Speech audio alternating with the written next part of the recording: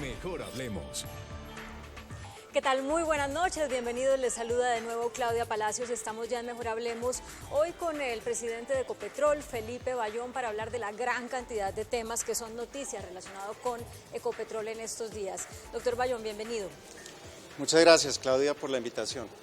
Bueno, empecemos hablando de la reciente decisión de la Procuraduría a propósito del derrame en el Pozo Lizama. Decide suspender a 3 altos funcionarios de Ecopetrol, abrir la investigación a usted, al expresidente de Ecopetrol, Juan Carlos Echeverry. Eso pues ya le da a la opinión pública la idea de que definitivamente Ecopetrol falló en algo. ¿Ustedes en qué fallaron? Pues yo creo que es importante decir varias cosas. Primero, que somos absolutamente respetuosos de los procesos de los entes de control, en este caso la Procuraduría. Hemos colaborado con todos y seguiremos colaborando. Y también en este momento es importante mencionar que las personas que están siendo investigadas o las personas que fueron suspendidas la semana pasada, pues tienen todo el derecho a un debido proceso, a defenderse, a mostrar las pruebas y esperemos que el proceso siga. Pues como usted bien lo indica, yo soy uno de los investigados. Asumiré la defensa, podremos entender exactamente cuáles son los puntos a los que se requiere la Procuraduría, pero sobre todo decirle al país y a usted que estamos desde Ecopetrol tranquilos con la respuesta, con el manejo que se dio de la crisis, una crisis que era difícil de manejar, que fue imprevisible desde el punto de vista técnico, pero muy tranquilos con que podamos surtir los procesos. Bueno, pero al margen de que puedan demostrar que sí han hecho lo que había que hacer para evitar esto puede volver a pasar al final porque pasó, las comunidades pueden contar con que Ecopetrol va a estar ahí, cuánto tiempo, con que las va a indemnizar hasta cuándo, ¿cuál es ese panorama? Sí, pues bien importante la pregunta y yo creo que sobre todo empezar por el tema de las comunidades. Lo he dicho en anteriores oportunidades, Ecopetrol ha estado durante muchísimos años en la zona, hoy estamos ahí, mañana estaremos ahí y vamos a estar ahí por muchos años más. Y el compromiso nuestro pues es en particular con esas comunidades que se vieron afectadas, pero con las comunidades del Magdalena Medio en particular y en general con el país. Para esas comunidades ha habido un trabajo muy cercano y muy profundo con los pescadores, todas las comunidades de pescadores, con las comunidades del corregimiento de La Fortuna, de Lizama, de la meseta de San Rafael. Y hace ya unas 3 o 4 semanas se firmaron unos acuerdos y se anunciaron unas inversiones importantes desde el punto de vista social, en educación, en salud, en infraestructura, que nosotros pues vamos a llevar adelante. Eso hay un compromiso. Pues nosotros, fíjense que ni siquiera estamos esperando a que se hable de indemnización. Nosotros estamos diciendo, estamos comprometidos con la zona, vamos a trabajar en masificación de gas, en salud, puesto de salud. Por ejemplo, es un sitio que no cuenta con ambulancia. Ecopetrol va a suministrar la ambulancia. En tema de educación, para dotarla de un colegio mejor que el que tienen hoy en día. Entonces hay unos programas en los cuales nosotros estamos comprometidos, parte de la inversión social de nuestro compromiso con la zona. Adicionalmente a eso, en esas mismas comunidades, pues la gente que reubicamos de manera preventiva ya volvió a sus lugares de habitación. Y en ese momento, ¿qué hicimos? Pues pudimos demostrar que sus enseres estaban completos, sus animales habían sido cuidados, animales domésticos. Entonces la gente creo que ha vuelto en condiciones muy buenas a sus casas. Pero murieron muchos animales, ¿no? Sí, hubo una, digamos, una mortandad de animales, el 98-99% de esos fueron peces y fueron durante los primeros días de la emergencia. Pero hoy en día muchísimos más animales de los que murieron han sido rescatados y devueltos a su hábitat. Hubo un programa bien importante para recuperarlos, para tratarlos y para nuevamente devolverlos a sus hábitats. Bueno, ¿en qué queda entonces el programa piloto de fracking en el Magdalena Medio que ustedes anunciaron desde el año pasado, teniendo en cuenta que si bien ustedes han explicado hasta la saciedad que este derrame no fue por fracking, que no siquiera tiene licencia, pues esto hace que la gente se aterre acerca de la posibilidad del fracking. ¿Qué está pasando con ese programa? Yo creo que es importante decirle a los televidentes que claramente el fracking genera muchísima aprensión, genera inquietudes y son absolutamente razonables y son muy válidas. Y es importante en ese sentido entender cuáles son las preocupaciones y poder entenderlas sobre todo desde el punto de vista de lo técnico. El fracking, ¿qué problemas podría presentar? Impactos en agua, en calidad de agua, en las tablas de agua y el agua que es potable, contaminación, microsismicidad, los químicos que se utilicen en términos de fracking. Yo creo que hay muchas jurisdicciones y muchos países que han avanzado mucho en el fracking, en particular los Estados Unidos. Nosotros lo que hemos dicho es, hagamos un piloto, el piloto permite que sea un área concentrada donde estén las autoridades, las comunidades, las autoridades ambientales, las personas interesadas, las ONGs, y que se haga algo que sea pequeño, controlado y se pueda entender cómo se puede medir. ¿Pero están haciendo el piloto? No, no estamos haciendo el piloto. Entonces, como usted bien lo decía, hoy nosotros no tenemos licencia para hacer fracking. Repetir que lo del ISAMA 158 no está en nada relacionado con un tema de fracking o fracturamiento hidráulico de roca generadora, y nosotros en algún momento haremos el piloto, pero creo que es importante que el país tenga ese debate. ¿Desde qué punto de vista? El tema ambiental, fundamental, pero también el tema de seguridad energética. Hoy en día se habla mucho de transicionar hacia combustibles más limpios, pero yo creo que es importante que el país diga, oiga, quiero seguir teniendo seguridad energética. En el posconflicto el país, si quiere crecer más, necesita gasolina, diésel, jet. Estamos en capacidad de dárselo como Ecopetrol.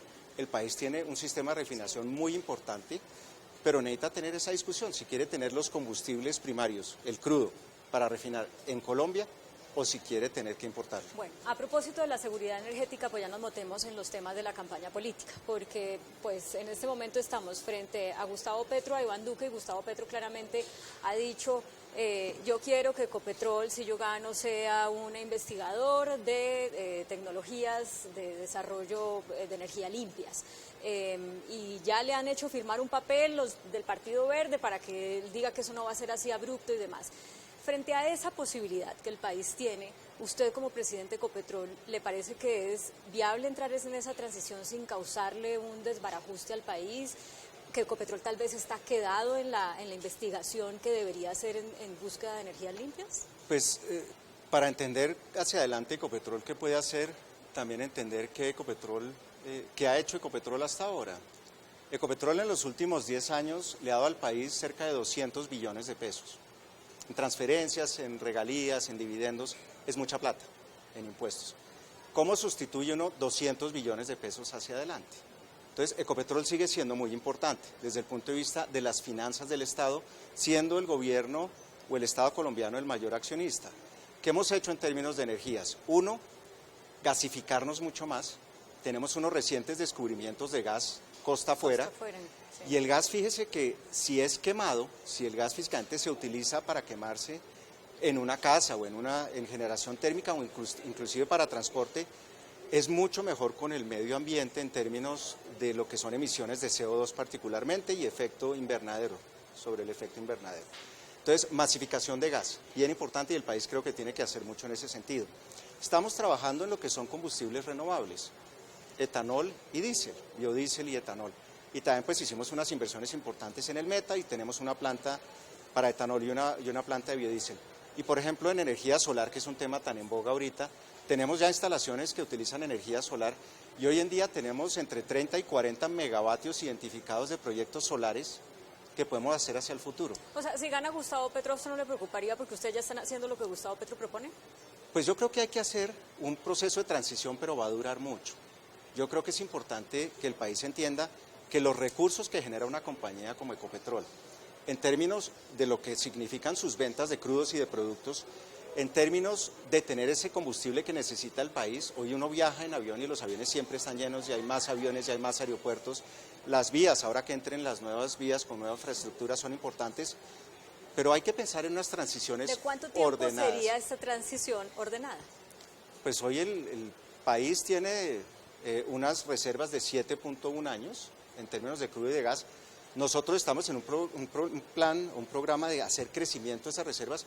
Yo creo que es un tema de décadas. Es que estas transiciones no pueden ser abruptas, nuevamente porque uno económicamente no puede reemplazar los ingresos que tiene de un sector particular, en este caso el sector de hidrocarburos, que es tan importante. Habiendo dicho eso, es importante trabajar en la transición. Usted me decía sobre investigación. Nosotros, por ejemplo, tenemos el Instituto Colombiano del Petróleo, que ha hecho muchísimo trabajo en investigación también. Sí. Bueno, a propósito de eso, las cifras que estaba revisando antes de empezar la entrevista muestran que del porcentaje que invierte la industria petrolera en Colombia en explotación, el 70% es de Ecopetrol, el 30% es las privadas.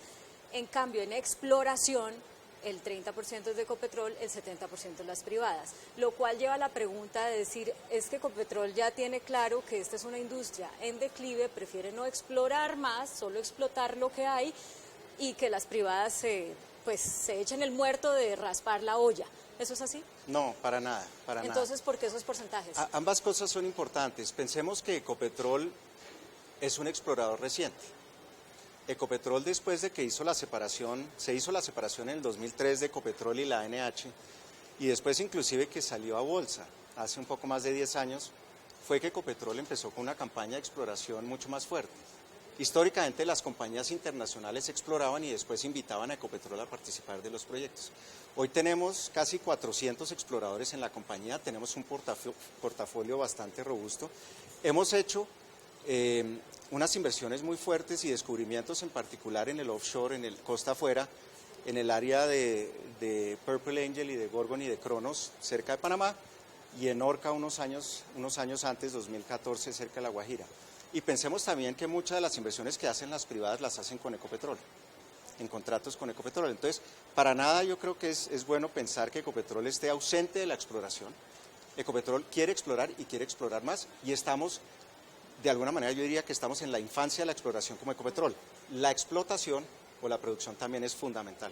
Bueno, pero hay otro escenario que también podría reafirmar eso, y es que ya hay muchos contratos que empiezan o que están en el calendario para vencerse, que ya pasan a manos de Ecopetrol, y no necesariamente uno ve nuevas compañías llegando a operar esos nuevos yacimientos. Entonces uno dice, me decía una persona que conoce el sector, esta es una manera como de ir estatizando la industria petrolera colombiana, dejando que se venzan los contratos, Ecopetrol se queda con todo y ya los privados hacerlos a un ladito.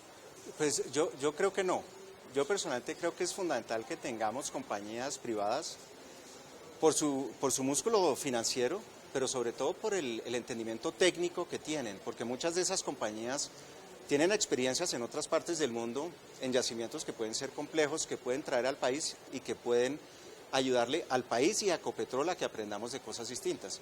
Habiendo dicho eso, pues como Ecopetrol también estamos en un sitio donde técnicamente estamos muy avanzados y podemos hacer muchísimas cosas. En cuanto a los contratos que se han devuelto en particular, pues miremos el caso de Rubiales. Es un caso donde lo recibimos van a ser 2 años, al final de este mes, y hoy en día hemos incrementado el nivel de taladros, estamos perforando más pozos, hemos hecho que la declinación no sea tan fuerte y hemos mantenido el nivel de producción. O sea, yo creo que en ese sentido Ecopetrol también hace las cosas muy bien, o sea, y puede está operar mejor de lo que lo hacía Rubiales. Puede operar. Yo lo que estoy Pacífico diciendo es que Rubiales, Ecopetrol, es que las comparaciones son muy odiosas. Yo lo que estoy diciendo es que Ecopetrol está haciendo las cosas muy bien y está cuidando esos recursos y los está produciendo de manera segura y de manera técnica y de manera rentable. Usted ha dicho que tenemos reservas de 7.1 años entre gas y petróleo, ¿verdad? No es tampoco la panacea, porque 7.1 años es poco teniendo en cuenta lo que se demora el descubrimiento después de la exploración de los hallazgos. ¿Por qué sigue dependiendo tanto Ecopetrol de que la rentabilidad de la empresa dependa de los precios del petróleo, que es algo que no maneja Ecopetrol, sino la OPEP, y no de la eficiencia en la producción de los mismos campos que ya tienen? Yo creo que depende de ambas cosas. La acción de Ecopetrol claramente está ligada a los precios internacionales del crudo y, como usted bien lo dice, son factores exógenos. Nosotros no manejamos en ningún momento pues que haya un conflicto geopolítico en alguna parte del mundo. Como lo de Irán, que acaba de pasar cuando Estados Unidos dice me salgo del acuerdo nuclear con Irán. Por ejemplo, o que alguno de los productores grandes del mundo tenga dificultades para producir crudo. Pero lo que sí tenemos control absoluto es de lo que hacemos como Ecopetrol en términos de eficiencias. Desde que empezamos el programa de transformación hace ya 3 o 4 años, hemos ahorrado más de 7 billones de pesos. Y esos ahorros el mercado los reconoce. Dice, Ecopetrol es una compañía eficiente, que hace las cosas bien, que se ha podido transformar, y de hecho lo importante es que esa transformación la sigamos haciendo todos los días.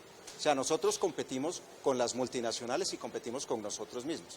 En términos de cómo producimos, qué tan rápido perforamos un pozo, cómo transportamos, qué tanto es más eficiente hoy Ecopetrol que hace unos años. Le doy una en materia de cifra sacar que es bastante contundente. De los mismos pozos. En el 2014 necesitábamos un precio de crudo de $65 por barril para dar utilidades. Hoy necesitamos $35 por barril. Esa diferencia son eficiencias. Eso ha hecho que la compañía sea rentable, y fíjense que tenemos 340.000 accionistas, no solo el Estado. Para esos accionistas, ser más rentable haciendo una transformación interna y hemos sido muy eficientes en ese sentido. Hoy el petróleo nuestro está en $75 por barril, ¿no? Pero ya la OPEP dijo que para junio van a aumentar la oferta, quiere decir que entonces el precio va a bajar. Puede caer. Puede caer. Esto quiere decir que a usted no le preocupa porque puede caer hasta 35 y estamos bien. Quiero decir que Ecopetrol ha hecho la tarea. Y Ecopetrol está fortalecida, Ecopetrol está lista, tenemos gente no solo comprometida, sino que técnicamente conoce su trabajo. Y efectivamente, en el año 2015 y 2016, que fueron años muy duros de crisis, nos ajustamos, yo he dicho, pisamos el freno y nos apretamos el cinturón al tiempo y lo pudimos hacer de manera bastante exitosa. Bueno, esa eventual rebaja en el precio del galón pues va a tener un efecto en la acción, que en este momento está en 3.000, ¿cuánto? Está un poquito menos, ¿en cuánto está la acción hoy en día? Bueno, 3.080. 3.080. Hay unos analistas que han publicado columnas recientemente, dicen va a caer otra vez por allá a 1.800, otros menos pesimistas dicen a 2.500. Yo quiero que usted le diga a esos montón de accionistas de Ecopetrol que nos están viendo después de comerciales, ¿cuál es su pronóstico? Ya volvemos a Mejor Hablemos. Regresamos y seguimos hablando con el presidente de Ecopetrol, Felipe Bayón. Su pronóstico de la acción ante los pesimistas que están diciendo que va a caer hasta 1.800. Pues yo conocí la acción cuando tomé la compañía a 1.300 pesos, hoy está en 3.080. Yo creo que la acción pues tiene un componente de las propias eficiencias que ha hecho la compañía, pero claramente tiene un vínculo con el precio internacional del crudo. Uno sí podría pensar que si el precio del crudo cae, la acción puede caer un poco, pero creo que la acción ha tenido un muy buen comportamiento. Pues personalmente también soy accionista y creo profundamente en la compañía. 25% ha sido el aumento en lo que va del año, en el primer trimestre. Sí, ha sido alrededor de eso, del 25%. Yo pues no hay que preocuparse por la acción todos los días. Las acciones normalmente, primero son una inversión que es de riesgo, puede uno irle bien o no, pero normalmente las acciones son algo que uno tiene por el largo plazo. Y en ese sentido, pues es un agradecimiento permanente con los accionistas que nos han acompañado, porque nos acompañaron en las épocas buenas y en las menos buenas. Sí, hablemos de la refinería de Cartagena y se lo quiero plantear en estos términos, a propósito de ¿cuál es el estado de la deuda de Ecopetrol? Porque todo el mundo dice, no, la refinería de Cartagena después de tantos líos y todo lo que ha dicho la Contraloría, mire cómo está de bien, está funcionando, etcétera. Pero claro, Ecopetrol absorbió pues toda esa deuda. ¿Cuál es el estado de la deuda de Ecopetrol? Bueno, pues varias cosas. Uno, efectivamente la refinería está funcionando muy bien. Pensemos, la refinería tiene una capacidad de 150.000 barriles por día en su diseño. En marzo nosotros hicimos en promedio 160.000 barriles, o sea, estuvimos 10.000 barriles en promedio todos los días del año, del mes, refinando 10.000 barriles más. Y operacionalmente está funcionando muy bien, los márgenes de la refinería son muy saludables y sobre todo está produciendo un diésel de altísima calidad, buena gasolina, jet para el país, eso es fundamental. En términos de la deuda en general, pues la deuda de Reficar en particular estaba siempre respaldada por Ecopetrol, desde el día 1. Entonces, la toma de la deuda por parte de Ecopetrol era algo casi que natural y es más, con haber asumido la deuda con Ecopetrol nos ahorramos casi $100 millones, que es mucha plata, porque nosotros tenemos mejores tasas y podemos hacer una mejor utilización de la deuda. Y en ese sentido, pues como igual consolida la compañía de Reficar, consolida dentro de los estados de Ecopetrol, pues hacía sentido desde el punto de vista financiero. Pero nuevamente le digo, la deuda es parte, digamos, de lo que hemos hecho con Reficar, pero es fundamental es que la refinería está andando muy bien.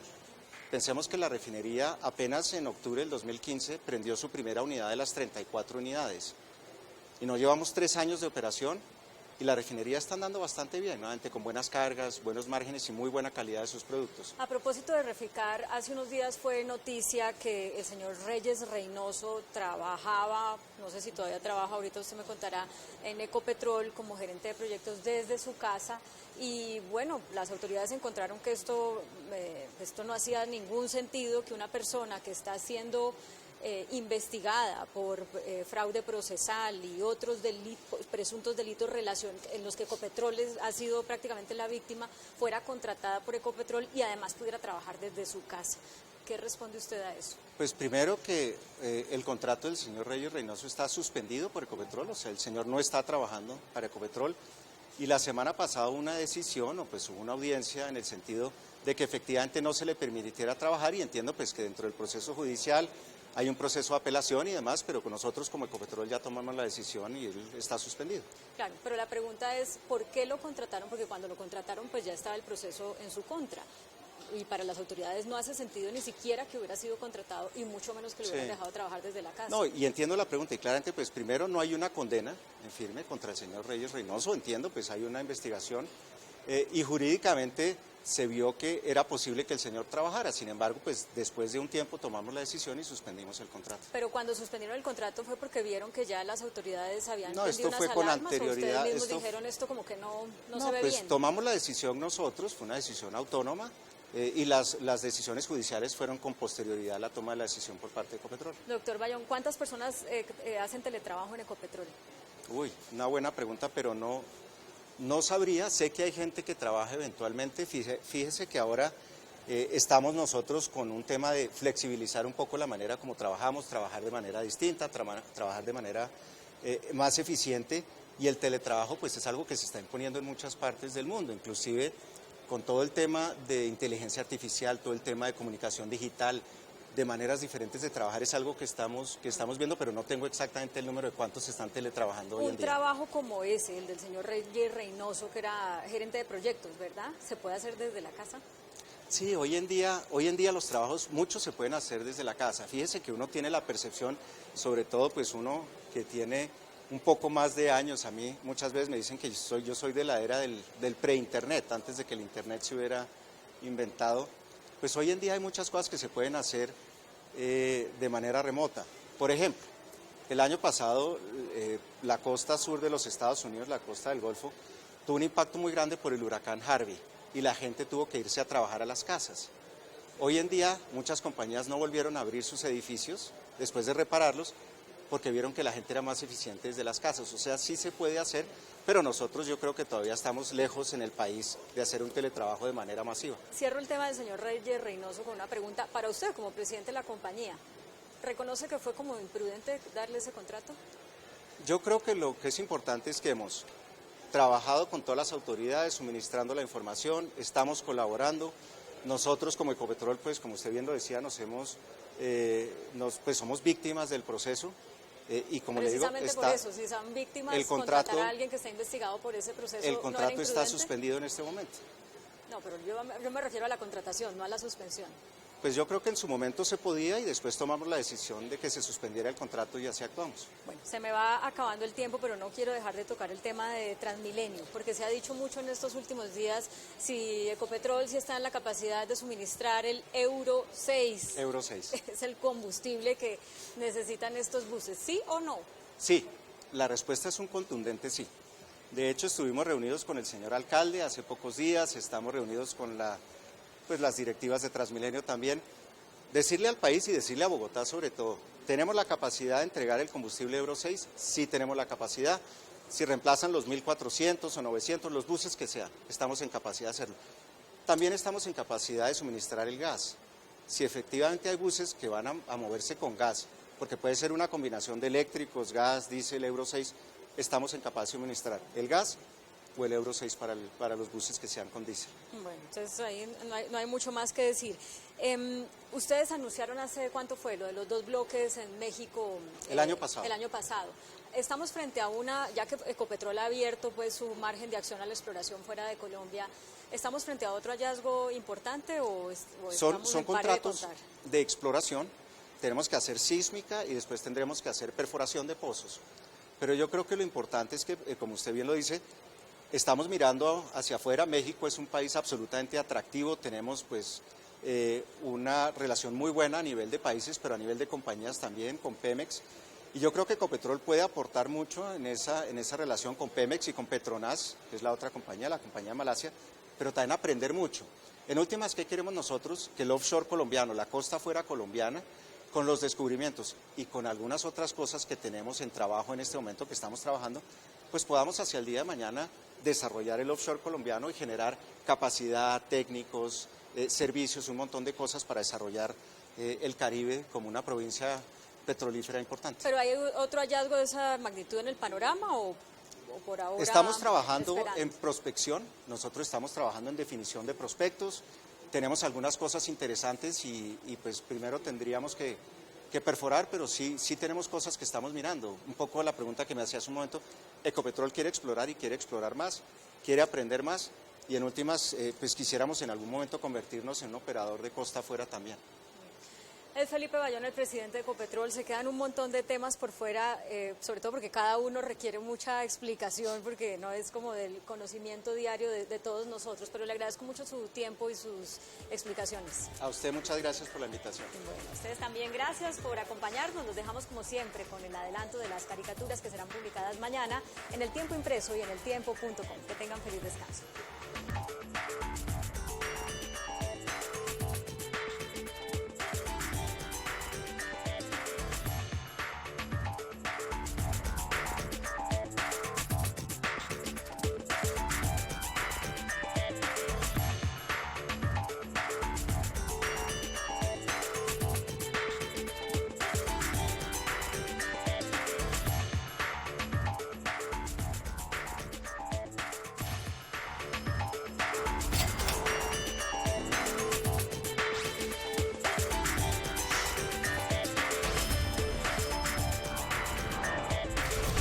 Mejor hablemos.